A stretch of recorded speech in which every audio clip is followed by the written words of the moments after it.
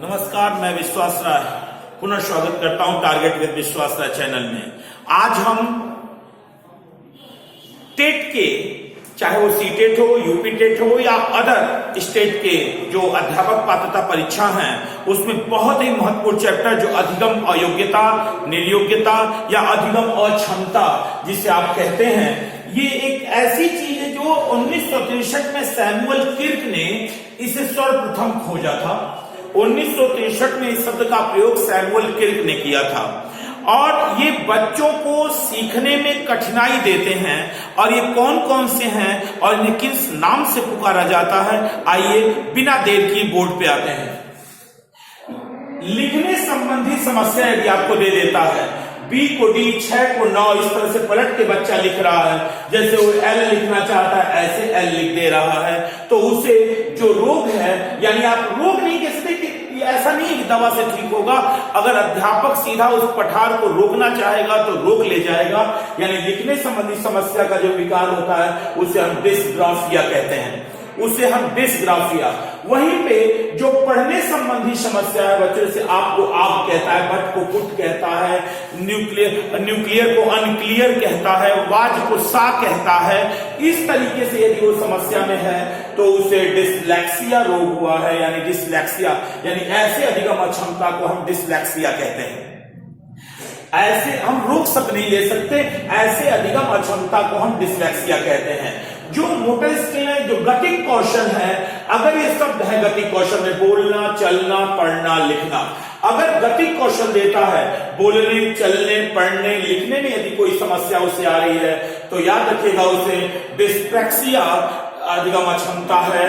और यदि उसे गणित की गणनाओं संबंधी समस्या आ रही है तो उसे डिस्कैलकुलिया है। और यदि उसे अवधान संबंधी समस्या जिसे एडीएचडी कहते हैं, और याद रखिएगा यहीं पे आपको लाके रोक देगा एडीएचडी, यदि फुल फॉर्म देता है तो attention deficit hyper activity disorder कहते हैं इसे, जो कि अवधान संबंधी एक समस्या मानी जाती है।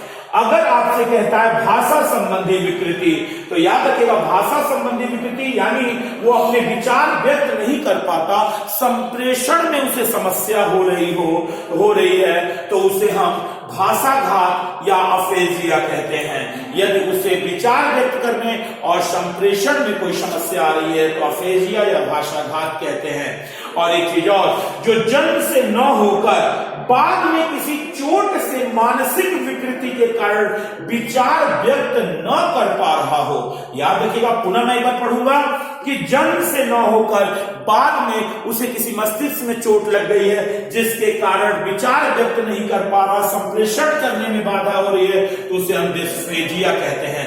याद रखिएगा, अगर विचार भाषा संबंधी विकृति है, दोनों है, विचार व्यक्त करना और संप्रेषण नहीं कर पाता है तो अफेसिया है, भाषाघात है। लेकिन जन्म से अगर नहीं है, बाद में किसी मानसिक चोट लगने के कारण अगर उसे समस्या आ रही है, विचार व्यक्त नहीं कर पा रहा है, तो उसे डिस्फेजिया है। तो अफेजिया और डिस्फेजिया में अंतर याद रखिएगा।